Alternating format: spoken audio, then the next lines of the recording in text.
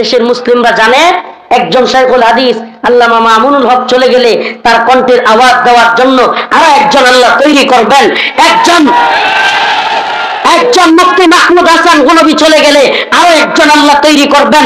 এভাবেই একজন হারুন ইজহার না থাকলে আরো একজন তৈরি হবে। নূর হোসেন কাসেমি চলে যাবে, আরো একজন চলে আসবে। মুফতি আমিনী চলে যাবে, সাখাওয়াত হোসেন রাজি চলে আসবে। আরে শাইখুল হাদিস আল্লামা মামুনুল হক চলে যাবে, প্রয়োজনে উনার ছেলে জিমামুল হক তৈরি হবে।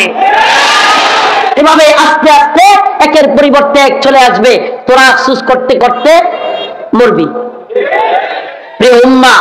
প্রিয় উম্মা তোমাদেরকে বলি, হে প্রিয় যুবক ভাই, তোমাদেরকে বলি, ফ্যান্টাসিতে আবেগে গা ভাসায়ও না, একটু সচেতন হওয়ার চেষ্টা করেন। প্রিয় ভাই, আমরা ছোট মানুষ, আমাদের কথাগুলো যদি মনে হয় যে না এগুলো বুঝমানদের কথা কিংবা গভীর চিন্তার কথা নয়, তবে যারা গভীর চিন্তা করে, গভীরভাবে উম্মার ফিকির করে, তাদের কাছে যাও, তাদের পাশে বসো, তাদের কাছ থেকে জানার চেষ্টা করো। তুমি কল্পনাও করতে পারবা না, এই যে একটা গাছ মনে করো প্যান্ডেলের ভিতরে আছে, এই গাছটা এমনই মরা একটা গাছ, যেই গাছের ডালের মধ্যে আমরা বসে আছি, ডালটা ভাঙ্গে অবস্থা। এই ডালটার মতোই মনে করো একটা গাছের আমার রাষ্ট্রের অবস্থা, মুসলিমদের অবস্থা। উপরে হলো ইয়া বড় এক সাপ, যে সাপ একটু পরে ঠুকর দিতে পারে, আর নিচে একটা ইয়া বড় বাঘ বসে আছে। কি করবা? একটু পরে ডাল ভাঙবে। চিন্তা করো এই অবস্থায় আমরা আছি। বাঘকে সাপকে বোঝা সহজ। আমাদের তো আরাকানের মুসলিমরা তো পালাবার জায়গা পেয়েছিল, দৌড়ায় বাংলাদেশে এসেছিল, আমাদের তো পালাবার জায়গাও নাই। গভীরভাবে একটু চিন্তা করো ভাই। স্লোগান দিয়া চিৎকার দিয়া বলার দরকার নাই, শুধু বোঝানোর জন্য বলে যায়। উত্তরার এই শহরের মুসলমানরা কিংবা যারা রাজধানীতে থাকে এরা একটু বিচক্ষণ হওয়ার চেষ্টা করো। এই ভূখণ্ডের মুসলিমদের দৌড়ায় যাওয়ারও জায়গা নাই। প্রিয় হাজিরিন, যেগুলো আমার ভাই বলে গিয়েছেন যে সমস্ত তথাকথিত রাজনৈতিক দল এবং নেতারা, শুধু এই দল আর ওই দল না, ক্ষমতাসীন আর বিরোধী দল না, সবগুলোর অবস্থা হলো এই, এরা রাজনীতি করে পেট এবং পকেট এবং ক্ষমতার দান্দার জন্য। এজন্য এদের কোনো সমস্যা নাই। দেশ কোন দিকে গেল, দেশ কার দখলে গেল, দেশ কে খাইলো, কে বুক করলো, দেশ কার কথাই চললো, এদের মাথা ব্যথাও নাই। এরা খালি চিন্তা করে আমার পকেট ঠিক আছে কিনা, আমার পেট ঠিক আছে কিনা। অতএব এদিন নিয়ে পেরেশানি করে লাভ নাই। এরা আজকে এদেশে মুসলিমদের উপর নিপীড়ন শুরু হোক, এই গাদ্দার গুলো, এই দালাল গুলো যারা নিপীড়ন করবে, এদের পক্ষ নিয়ে মুসলিমদের বিরুদ্ধে চলে যাবে। এটা বাস্তবতা। এজন্য বলে যাই প্রিয় উম্মাহ, প্রিয় যুবক ভাইরা, কতদিন আমরা বলতে পারবো, তোমাদেরকে সজাগ করতে পারবো জানি না। ঘুমন্ত জাতি, তোমাদের বিবেকের বন্ধ তালাগুলো খুলো, দেখো মুসলিম উম্মাহ হাতরা আজ গোটা পৃথিবীর দিকে তাকিয়ে দেখো, কাশ্মীরের দিকে দেখো, আসামের দিকে দেখো, আর ফিলিস্তিনের দিকে দেখো, উইগুরের দিকে দেখো, গোটা পৃথিবী ইয়ামেনের দিকে দেখো, সব জায়গায় মুসলিমদের আত্মনাদ। কোরআনের সে আয়াত, ওমা লাকুম লা তুকাতিলুনা ফি সাবিলিল্লাহ ওয়াল মুস্তাদআফিনা মিনার রিজাল ওয়ান নিসাই ওয়াল বিলদান আল্লাযীনা ইয়াকুলুনা রব্বানা আখরিজনা মিন হাযিহিল ক্বরিয়াতিজ যালিমি আহলুহা।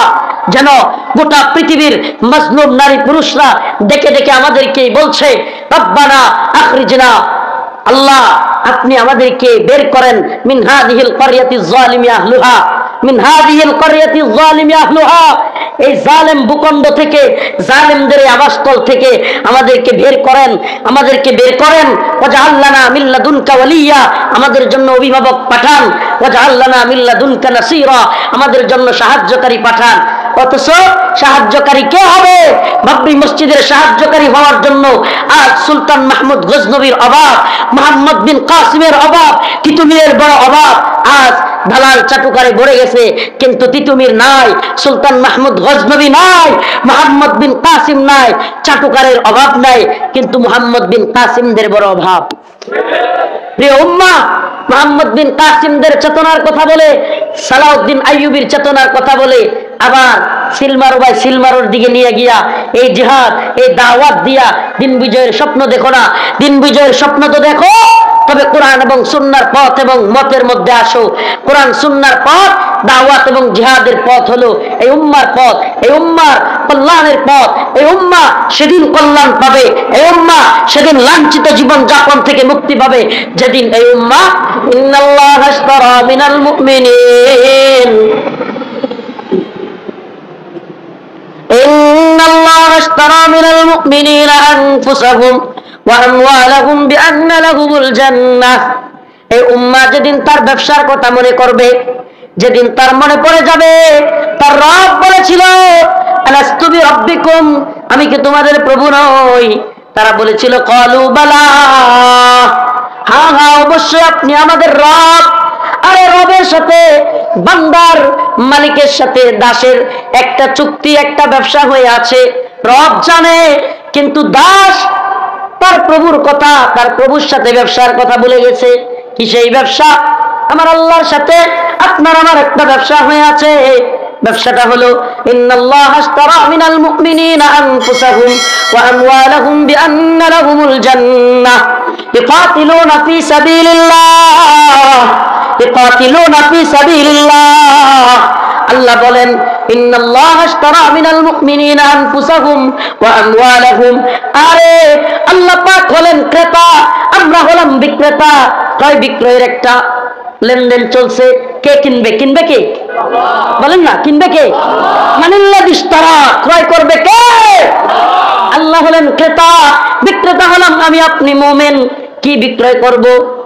আমওয়ালাহুম ওয়া আনফুসাহুম, আমার আপনার জানমাল বিক্রি করব।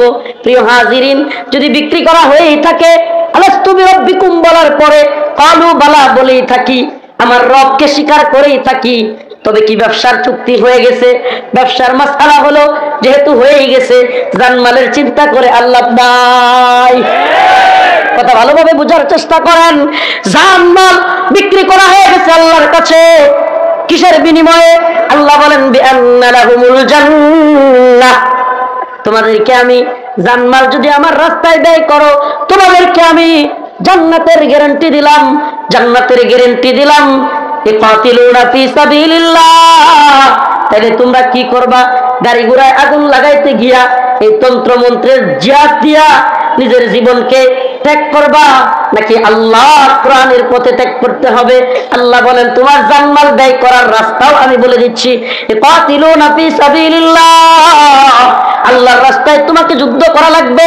ফায়াকতুলুনা ওয়া ইউকতালুন, মারা লাগবে, মরা লাগবে। আগে তো মারা লাগবে। সুবহানাল্লাহ। দ্বীনের জন্য ফায়াকতুলুনা ওয়া ইউকতালুন, তবে আমার আল্লাহর ওয়াদা অবশ্যই অবশ্যই সত্য।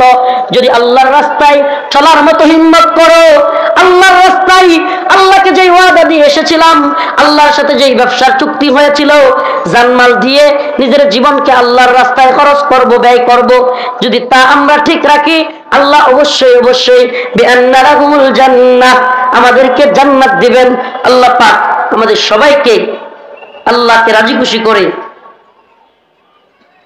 জান্নাতে যাওয়ার তৌফিক দান করুক, এবং সমস্ত কুফরি বিশ্ব ব্যবস্থা এবং আমাদের ইসলাম এবং মুসলমানদেরকে নিয়ে চক্রান্তকারীদের চক্রান্তের বিরুদ্ধে আমাদেরকে ঐক্যবদ্ধভাবে ঝাঁপিয়ে পড়ার তৌফিক দান করুক।